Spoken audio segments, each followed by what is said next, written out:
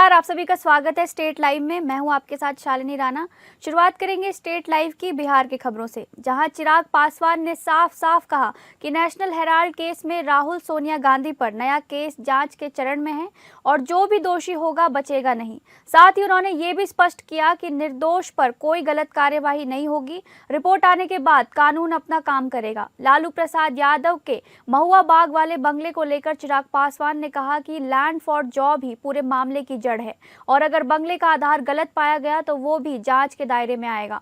कुल मिलाकर उनका संदेश स्पष्ट है कि कानून अपना काम करेगा और दोषियों को किसी भी कीमत पर नहीं बख्शा जाएगा। देखिए, कहीं न कहीं लंबे समय से ये इस विषय को लेकर विवाद चल ही रहा था। बहरहाल मैं मानता हूँ ये सब जाँच का विषय है। अगर कोई दोषी होगा तो बख्शा नहीं जाएगा, बट अगर कोई निर्दोष होगा तो कोई गलत कार्रवाई भी नहीं होगी। जाँच का विषय है, एफआईआर एक नए सिरे से दोबारा इस पे दर्ज की गई है। जो भी जाँच रिपोर्ट आएगी उसके आधार पर कानून अपना काम करेगा। लैंड फॉर जॉब यही विवाद ने इनकी मुश्किलें बढ़ाने का काम किया। मुझे नहीं पता कितनी जायज़ कितनी गलत आधार पर अर्जित की हुई संपत्ति है, बट जो भी गलत होगा वो कानून के दायरे में तो आएगा। अब रुक करेंगे झारखंड की खबरों का। नगर निकाय चुनाव को लेकर राज्य निर्वाचन पदाधिकारी रवि कुमार के आदेश के तहत राज्य के सभी जिले में प्रशासनिक तैयारियां शुरू हो चुकी हैं। जानकारी के अनुसार राज्य में 48 नगर निकायों के चुनाव के लिए जल्द ही सभी कोषांगों को गठित किया जाएगा, तो वहीं मतदान के लिए कर्मचारियों का डेटाबेस भी तैयार किया जा रहा है। राज्य निर्वाचन पदाधिकारी के निर्देश पर मतदाता सूची को अद्यतन करने के बाद मतदान केंद्रों को चिन्हित कर वहां की सभी सुविधाओं का जायजा लिया जाएगा। इसके साथ ही चुनाव आयोग के निर्देश के तुरंत बाद रांची जिला प्रशासन द्वारा तैयारी और तेज कर दी गई है। आपको बता दें कि आयोग ने चुनाव के पूर्व की तैयारियों का स्वरूप स्पष्ट करते हुए सभी जिलों के साथ लगातार पत्राचार शुरू कर दिया है। साथ ही जिलों से मतदाता सूची के अद्यतन, मतदान केंद्रों की संरचना, बूथ स्तर की तैयारियों, कार्मिकों की प्रतिनियुक्ति और सुरक्षा प्रबंधन की स्थिति की विस्तृत रिपोर्ट मांगी गई है। जानकारी ये भी मिली है कि जनवरी के अंत या फरवरी के पहले हफ्ते में चुनाव से संबंधित अधिसूचना जारी किया जा सकता है।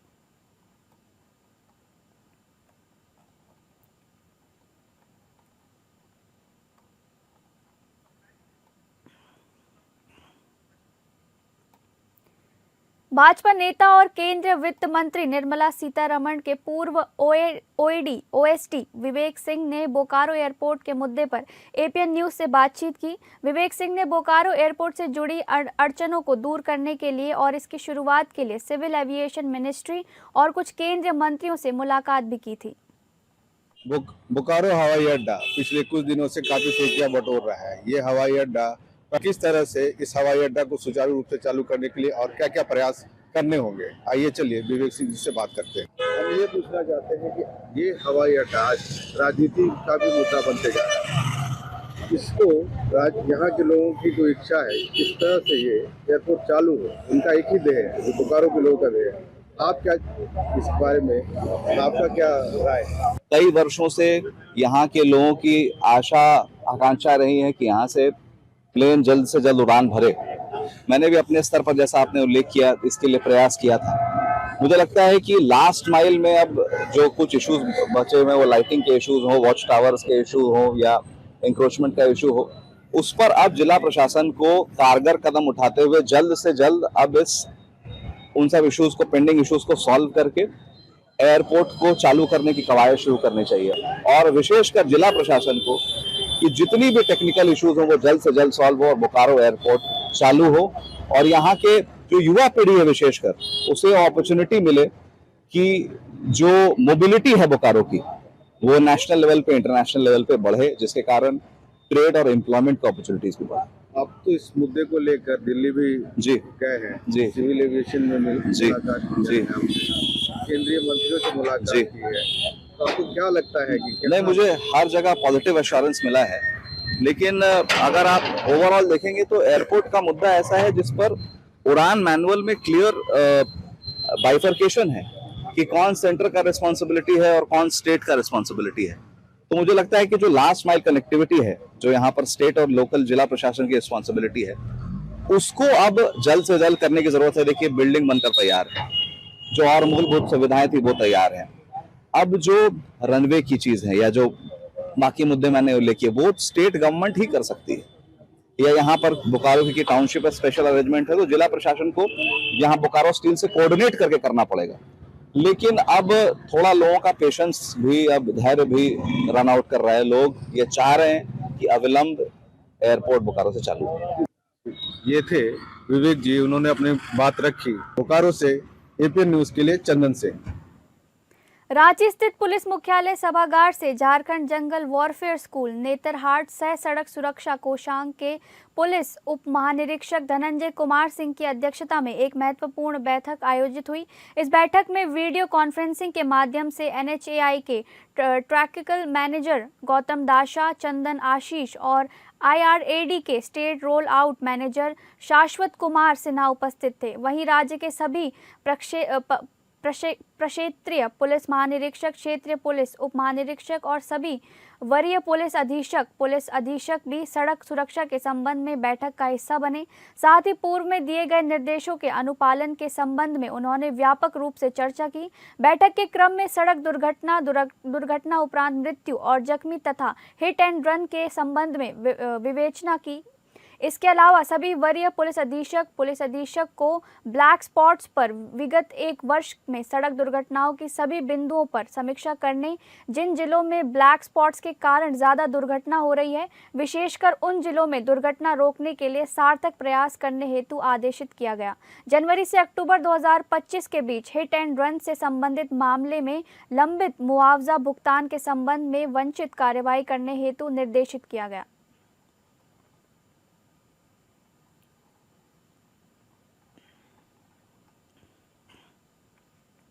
पलामू जिले के छतरपुर थाना क्षेत्र में बीते शनिवार को वरीय पुलिस अधिकारी को ये जानकारी मिली थी कि कुछ व्यक्ति मिलकर गांव के एक व्यक्ति की हत्या की योजना बना रहे हैं, जिसे लेकर रेकी भी की जा चुकी थी। इस जानकारी के आधार पर पुलिस अधीक्षक रेशमा रमेशन के निर्देश पर एक विशेष टीम का गठन कर त्वरित कार्यवाही की गई, जिसके तहत ग्राम सिलदाग में कुल 4 अपराधियों को अवैध हथियार, जिंदा कारतूस और चाकू के साथ गिरफ्तार किया गया।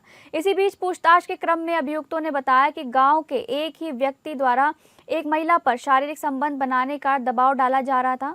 महिला द्वारा इसका विरोध किए जाने पर मामले की जानकारी उसके पति को दी गई, जिसके बाद अभियुक्त और महिला के पति के बीच विवाद भी हुआ। इसी बात को लेकर अभियुक्त द्वारा महिला के पति की हत्या की साजिश रची गई। साजिश के तहत उसके घर की रेकी की गई और देसी कट्टा और चाकू की व्यवस्था की गई थी। योजना के अनुसार पहले गोली मारने और असफल होने पर चाकू से हत्या करने की तैयारी थी, लेकिन घटना से पूर्व ही पुलिस द्वारा सभी आरोपियों को गिरफ्तार कर लिया गया। गिरफ्तार अभियुक्तों में राजवंश परिया, राजू साव, मट्टू कुमार परिया एवं अन्य एक का नाम शामिल है। वहीं टीम द्वारा एक देसी कट्टा, एक जिंदा गोली और 2 चाकू बरामद हुए हैं।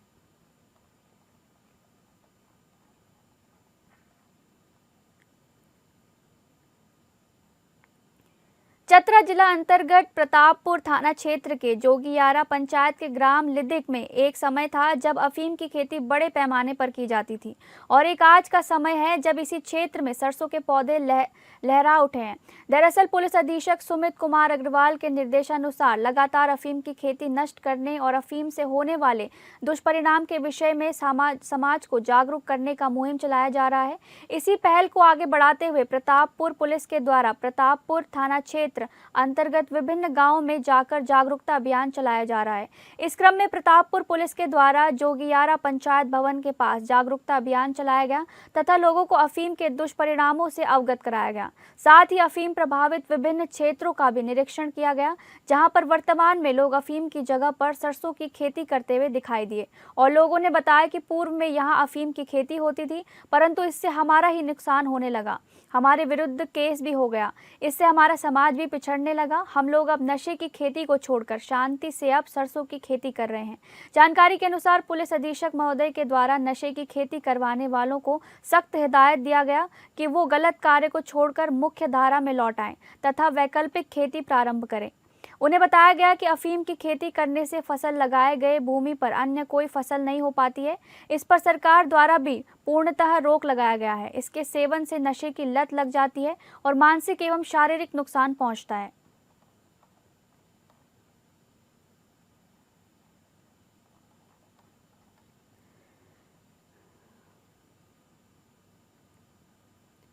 अब बात करेंगे छत्तीसगढ़ की खबरों की। छत्तीसगढ़ में जमीन रजिस्ट्री की सरकारी दरों में वृद्धि को लेकर जिला कांग्रेस कमेटी सरगुजा ने शहर के घड़ी चौक में मुख्यमंत्री विष्णुदेव साय का पुतला दहन किया। इस दौरान कांग्रेसी कार्यकर्ताओं और पुलिस के बीच पुतला दहन को लेकर झड़प भी हुई। दरअसल छत्तीसगढ़ सरकार के द्वारा जमीन रजिस्ट्री को लेकर नया नियम बनाया गया है, जिसके तहत अब 5 डिसमिल जमीन कृषि भूमि का रजिस्ट्री नहीं होगा। वहीं रजिस्ट्री शुल्क 30% तक वृद्धि की गई है, जिसे लेकर कांग्रेस ने इसका विरोध करते हुए मुख्यमंत्री विष्णुदेव साय का पुतला दहन किया।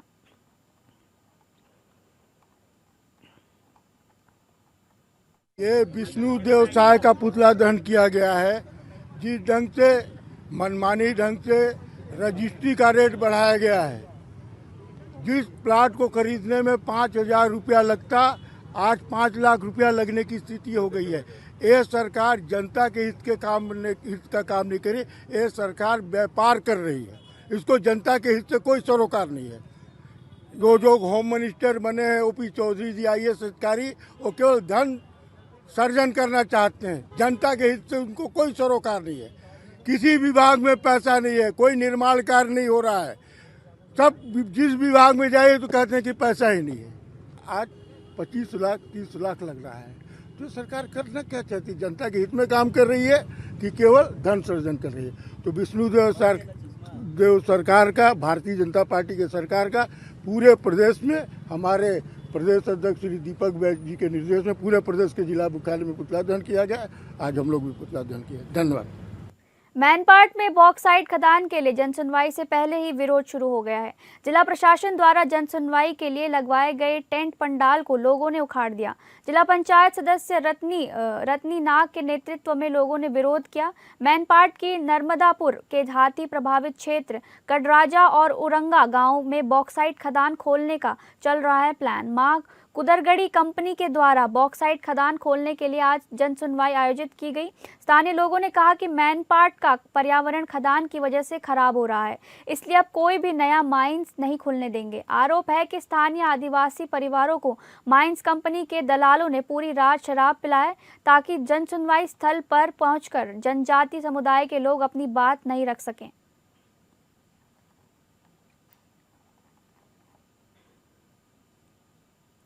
मुंगेली जनपद पंचायत की महिला कर्मचारी सोनल जैन ने जिला अस्पताल मुंगेरी में भर्ती हुए अधिकारियों पर दबाव बनाने का गंभीर आरोप लगाया है। इस संबंध में उन्होंने सिटी कोतवाली मुंगेली में एक लिखित आवेदन देकर निष्पक्ष जांच और कार्यवाही की मांग की है। शिकायत के अनुसार सोनल जैन जिला चिकित्सालय मुंगेली के ICU में भर्ती थी। उनका आरोप है कि शासन प्रशासन के कुछ लोगों द्वारा परेशान किए जाने के कारण उन्हें जबरन सर्वाइकल अटेंडेंस से संबंधित लेटर तैयार करने का दबाव बनाया गया। उन्होंने बताया कि रात लगभग 2 बजे तक तहसीलदार मुंगेली कुणाल पांडे और जनपद CEO राकेश साहू द्वारा उन पर कथित तौर पर ये कहते हुए दबाव डाला जाता रहा कि कलेक्टर का आदेश है, आपको ये लिखकर देना होगा। सोनल जैन का कहना है कि लिखने से मना करने पर उन्हें प्राइवेट रूम कमरा नंबर 90 में शिफ्ट किए जाने के बाद भी राकेश साहू द्वारा लगातार ये कहते हुए दबाव बनाया गया कि यदि वे खंडन स्विच वोट नहीं करेंगी तो कलेक्टर उन्हें निलंबित कर देंगे। सोनल जैन निवासी शिक्षक नगर मुंगेली के द्वारा थाने में आकर लिखित शिकायत दी गई है कि वो हॉस्पिटल में थी, जहां पर कोई प्रेशर क्रिएट करने के संबंध में विषय में शिकायत की गई है, जिसके की शिकायत पर थाने पर विधि सम्मत कार्रवाई की जाएगी और तथ्यों की जांच करके जो भी उपयुक्त कार्रवाई होगी की जाएगी। तथ्यों की जांच करके, तथ्य परख करके कानूनी तरफ से विधिवत रूप से जो भी जिन धाराओं पर कार्रवाई होगी की जाएगी। उसमें जो आवेदन लिखा गया है उसमें कुछ अधिकारियों के नाम और प्रेशर क्रिएट किस प्रकार के किन तथ्यों पे, उसके संबंध में जांच करके आगे कार्रवाई की जाएगी। अब बात करेंगे मध्य प्रदेश की खबरों की। जबलपुर तहसील के अंतर्गत ग्राम निगरी के बाजार मोहल्ला के निवासियों को उल्टी दस्त होने की सूचना मिलने पर मौके पर पहुंची स्वास्थ्य विभाग की टीम द्वारा दिए गए उपचार से सभी पीड़ित पूरी तरह स्वस्थ हैं। स्वास्थ्य विभाग की टीम लगातार नजर बनाए हुए है। मुख्य चिकित्सा एवं स्वास्थ्य अधिकारी डॉक्टर संजय मिश्रा के अनुसार बरगी के समीप स्थित ग्राम निगरी के बाजार मोहल्ला में शुक्रवार की रात लोगों को उल्टी या दस्त की शिकायत होने की सूचना प्राप्त हुई थी। उन्होंने बताया कि सूचना मिलते ही मुख्य विकासखंड चिकित्सा अधिकारी डॉक्टर रश्मि भटनागर के नेतृत्व में स्वास्थ्य विभाग की टीम ने वहां घर घर सर्वे कर पीड़ित लोगों का उपचार किया। करीब 62 लोग उल्टी दस्त से पीड़ित पाए गए थे। मुख्य चिकित्सा एवं स्वास्थ्य अधिकारी ने बताया कि उल्टी दस्त से पीड़ित सभी की हालत अब सामान्य है। अमरावती की पूर्व सांसद और भाजपा नेता नवनीत राणा द्वारा हाल ही में एक बैठक में संसद में विपक्ष के नेता राहुल गांधी की आलोचना करने के बाद अमरावती के वर्तमान सांसद बलवंत भाव वानखड़े ने कड़ी प्रतिक्रिया व्यक्त की है। नवनीत राणा ने राहुल गांधी को संविधान के पृष्ठों की संख्या, अनुच्छेदों की जानकारी और किन पर लागू होते हैं, ये मौखिक रूप से बताने की चुनौती दी थी। इस बयान से शुरू हुई बहस ने अब एक नया मोड़ ले लिया है। सांसद बलवंत भाव वानखड़े ने नवनीत राणा के बयान की कड़ी आलोचना करते हुए कहा कि कांग्रेस का संविधान की रक्षा और संरक्षण का इतिहास रहा है। डॉक्टर बाबा भीमराव अंबेडकर को सर्वोच्च सम्मान देने का काम भी कांग्रेस ने ही किया है। कांग्रेस ने कभी संविधान को बदलने या उसमें हस्तक्षेप करने का इरादा नहीं रखा है और ना ही रखती है। इसके विपरीत पार्टी ने हमेशा लोकतांत्रिक मूल्यों को बनाए रखने का रुख अपनाया है। उन्होंने कहा कि नवनीत राणा द्वारा की गई आलोचना पूरी तरह से निराधार है और केवल राजनीतिक प्रचार के लिए किया गया नाटक है।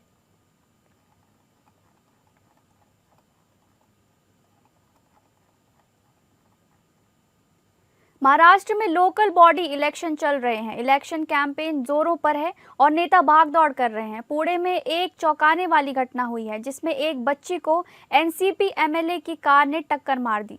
इस एक्सीडेंट में बच्ची गंभीर रूप से घायल हो गई और उसका हॉस्पिटल में इलाज चल रहा है। एनसीपी अजीत पवार ग्रुप के एमएलए ज्ञानेश्वर कटके की कार ने एक बच्ची को टक्कर मार दी। एमएलए कटके शिरूर म्युनिसिपल काउंसिल के एक लिए कैंपेन करने पुणे से शिरूर जा रहे थे। इसी समय उनकी तेज रफ्तार कार ने एक 4 साल की बच्ची को टक्कर मार दी। ये घटना रविवार दोपहर को शिरूर के बोराडेमाला में पुणे अहिल्यानगर हाईवे पर हुई।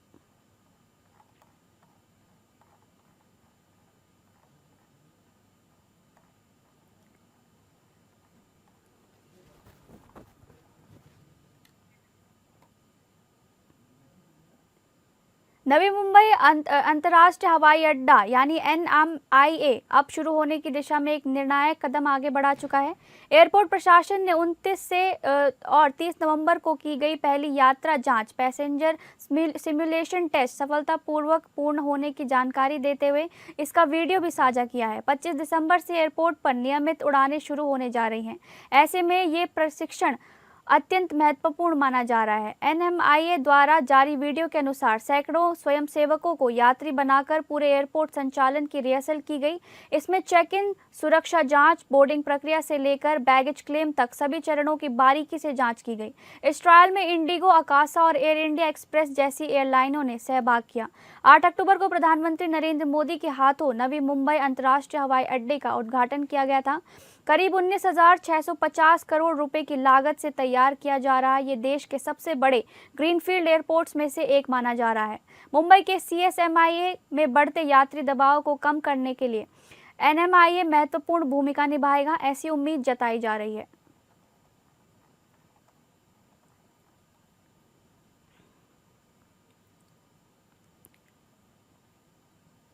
बात करेंगे पंजाब की खबरों की। पंजाब भर के अलग अलग किसान संगठन अपनी लंबित मांगों को लेकर जिला मुख्यालय पहुंच रहे हैं। किसानों ने राज्य के हर जिले के डिप्टी कमिश्नर को मांग पत्र सौंपे हैं, जिसमें फसल के रेट, कर्ज माफी, बिजली की समस्या और किसान विरोधी नीतियों को वापस लेने समेत कई मुद्दे शामिल हैं। संगठनों का कहना है कि अगर सरकार मांगों पर तुरंत कार्यवाही नहीं करती है तो संघर्ष तेज किया जाएगा। किसान नेता सरवन सिंह ने भी केंद्र सरकार पर कई सवाल उठाए और कहा कि केंद्र सरकार ने कृषि मंत्री द्वारा किसानों से किए गए वादे पूरे नहीं किए हैं। सानू ये दस्या जाऊगा, कहा जाऊगा साडे खिलाफ आम आदमी पार्टी दा IT सैल, इदोगा एक केंद्र दा IT सैल मीडिया साडे खिलाफ स्पेस बनाई जाऊ। ये लोकां नू तंग करदे आ। असीं लगभग 2 महीने हो गए अपना अंदोलन कीतिया। हुण भी तुहाडे माध्यम नाल अपील करदे आ भी सरकार सानू धरना बना DC दफ्तर लाउण देवे, साडे नाल बह के गलबात करके साडे मसलियां दा निपटारा कर देवे। जे भाई साडी सुणदा कोई नहीं हैगा ਫਿਰ ਭਈ ਸਾਨੂੰ ਮਜਬੂਰ ਹੋ ਕੇ ਅੰਦੋਲਨ ਕਰਨਾ ਪਊ। ਫਿਰ ਰੇਲ ਟਰੈਕ ਵਰਗੇ ਫੈਸਲੇ ਜਿਹੜੇ ਅਸੀਂ ਨਹੀਂ ਚਾਹੁੰਦੇ ਹੈਗੇ ਉਹ ਵੀ ਜਾਮ ਕਰਨੇ ਪੈਣਗੇ। ਇਸ ਵਾਸਤੇ ਅਸੀਂ ਮੰਗ ਰੇਖਾ ਰਹਿਣ ਵਾਲੀ ਜੀ 17 ਤਰੀਕ ਦੇ 17 ਨੂੰ ਅਸੀਂ ਡੀਸੀ ਦਫ਼ਤਰ 'ਚ ਬਾਹਾਂਗੇ, 18 ਨੂੰ ਵੀ ਬਾਹਾਂਗੇ। ਅਸੀਂ ਆਪਣੀ ਗੱਲ ਲੋਕਾਂ 'ਚ ਲੈ ਕੇ ਚਾਹੁੰਦਾ ਕਿ ਵੀ ਅਸੀਂ ਪਹਿਲ ਕਰਕੇ ਪਹਿਲੋਂ ਕੋਈ ਤਿੱਖਾ ਨਹੀਂ ਕਰਨਾ ਚਾਹੁੰਦੇ। ਅਸੀਂ 2 ਦਿਨ ਦਾ ਸਮਾਂ ਵੀ ਸਰਕਾਰ ਪਹਿਲੋਂ ਸਾਡੇ ਨਾਲ ਗੱਲਬਾਤ ਕਰਕੇ ਸਾਡੇ ਮਸਲਿਆਂ ਦਾ ਹੱਲ ਕਰੇ, नहीं तो फिर मजबूरन सानू तिखा एक्शन करना पड़ेगा।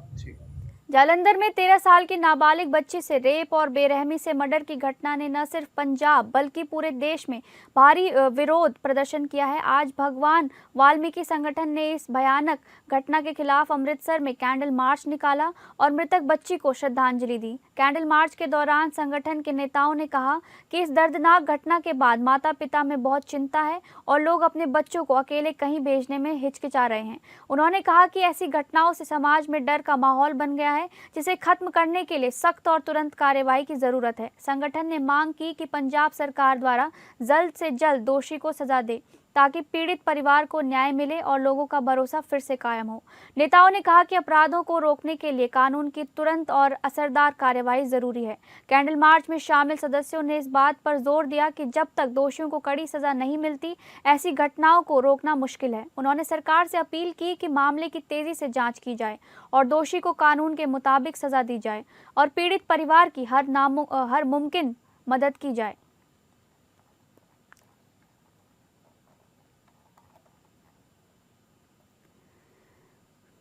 बाइक चोरी के खिलाफ पटियाला पुलिस को बड़ी सफलता मिली है। पुलिस ने चोरी किए गए 23 मोटरसाइकिल सहित 2 व्यक्तियों को गिरफ्तार किया है।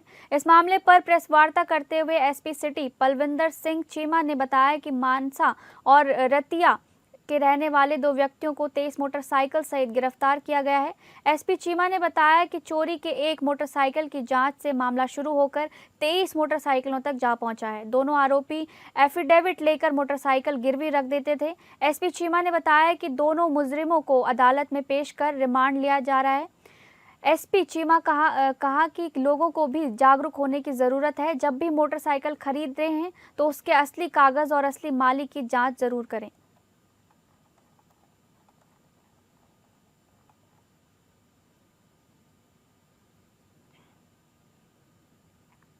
अमृतसर में योगी नाथ संप्रदाय से जुड़े एक प्राचीन मंदिर के मामले को लेकर विवाद गहरा गया है। योगी महासभा की ओर से महंत बनाए गए महंत बालक नाथ ने पुलिस और प्रशासन पर गंभीर आरोप लगाते हुए कहा कि उनकी सहमति और संप्रदाय की नैतिकता के खिलाफ जबरन समाधि लगाई गई। महंत बालक नाथ ने कहा कि साल 2016 में उन्हें योगी महासभा ने महंत बनाया था और ये मंदिर पूरी तरह से नाथ संप्रदाय और योगी महासभा के कंट्रोल में आता है।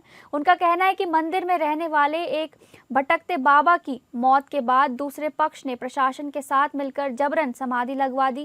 महंत बालक नाथ के मुताबिक जब उन्होंने समाधि रुकवाने और नियम के मुताबिक कार्रवाई करने की मांग की तो पुलिस ने उन्हें चौकी में बिठाकर रखा और दबाव में समाधि लगवा दी गई।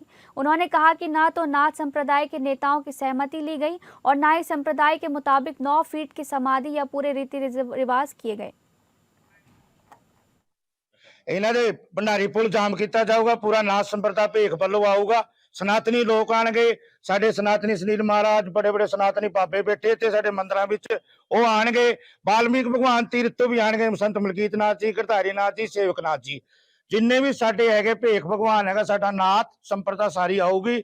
ਇਹ ਗੁੰਡਿਆਂ ਦੇ ਉੱਤੇ ਸ਼ਰਾਰਤੀਆਂ ਤੇ ਨੱਕ ਕਿਸੇ ਜਾਵੇ। ਪਹਿਲਾਂ ਵੀ ਮੈਂ ਉੱਥੇ ਰਹਿੰਦਾ ਰਿਹਾ, ਜਦੋਂ ਵੀ ਮੇਰੇ ਸੱਟਾਂ ਸੁੱਟਾਂ ਮਾਰੀਆਂ ਇਹਨਾਂ ਨੇ ਜਾਣ ਬੂਝ ਕੇ ਜੀ। ਰਾਤੀ ਕੋਈ ਮੁਰਗਾ ਮਰਗਾ ਖਾਂਦਾ ਉਹਦੇ ਗਲੇ 'ਚ ਫਸ ਗਿਆ, ਉਹ ਮਰ ਗਿਆ ਬੰਦਾ। ਇਹਨਾਂ ਨੇ ਕੋਈ ਬਿਮਾਰ ਹੁੰਦਾ ਕੋਈ ਰਿਪੋਰਟ ਦਿਖਾਵੇ ਡਾਕਟਰੀ, ਜੇ ਉਹ ਕਹਿੰਦੇ ਬਿਮਾਰ ਤੀ ਕੋਈ ਸਰਕਾਰੀ ਰਿਪੋਰਟ ਦਿਖਾਵੇ, ਸਾਨੂੰ ਰਿਪੋਰਟ ਦੇਵੇ ਜੋ ਬਿਮਾਰ ਤੀ। ਨਸ਼ੇੜੇ ਬੰਦਾ ਦਾ ਅੰਦਰ ਕਮਰੇ ਵਿੱਚ ਚਿੱਟਾ ਨਸ਼ਾ ਜੋ ਹੁੰਦਾ ਖੁੱਲੀ ਛੁੱਟੀ ਦਾ ਕੰਮ ਹੁੰਦਾ ਤੇ ਪ੍ਰਸ਼ਾਸਨ ਬਿਲकुल ਅਣਗਹਿਲੀ ਕਰ ਰਿਹਾ। अमृतसर में एक ड्राइवर ने अनजाने में गाड़ी चलाते हुए एक गाय को कुचल दिया। पूरी घटना पास के सीसीटीवी कैमरे में कैद हो गई, जिसके आधार पर समाज सेवी संस्थाओं ने तुरंत कार्रवाई करते हुए पुलिस स्टेशन में शिकायत दर्ज कराई। पुलिस अभी भी कार्रवाई की प्रक्रिया में शुरू ही कर रही थी कि मामले में नया मोड़ ले लिया।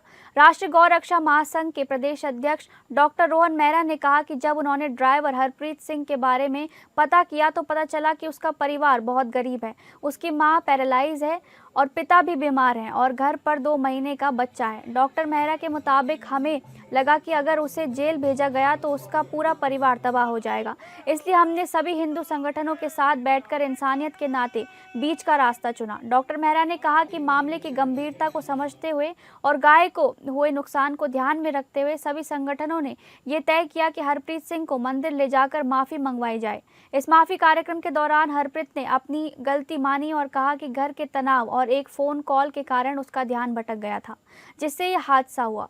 संगठनों ने तय किया कि उसे जेल भेजने के बजाय उसे 20 दिनों तक हर दिन 3 घंटे गौशाला में सेवा करने की सामाजिक सजा दी जाए। वो ये सेवा अपने घर के पास किसी भी गौशाला में कर सकता है। इलाके के लोगों ने भरोसा दिलाया है कि वे उसकी 20 दिनों की सेवा का वीडियो बनाकर संस्थाओं को साथ शेयर करेंगे ताकि सज़ा को पूरी पारदर्शिता के साथ पूरा किया जा सके। हरप्रीत सिंह ने कहा कि गलती हुई है लेकिन मुझे खेद है, मैं गौ सेवा करके अपनी गलती का प्रायश्चित करूंगा।